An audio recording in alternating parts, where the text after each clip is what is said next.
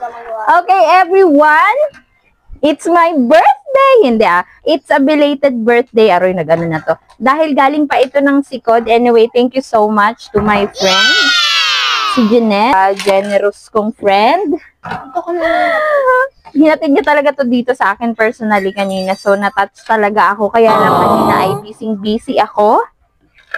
Busy ako sa pagre-ready kasi birthday kanina ng aking ninang. And ako yung nag-host.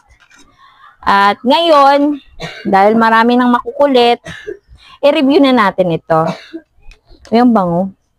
Parehas tayo mo sa pindalo yan eh. Okay! Gayatin na natin.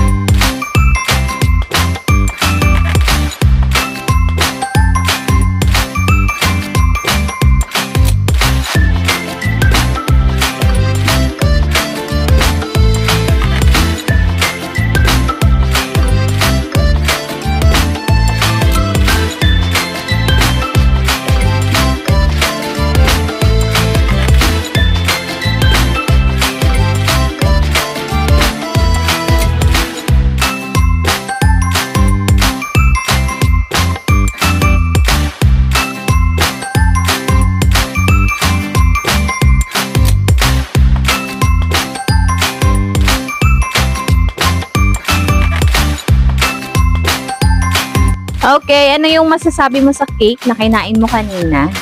Masarap siya tapos creamy. Yung topping siya maasim. Malambot yung cake.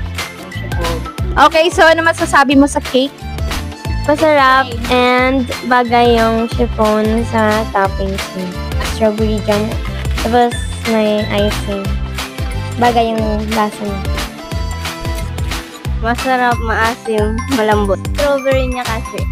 So, hindi nakakaumay. Hindi po. Okay. Creamy, soft, hindi nakakaumay. Overall, masarap.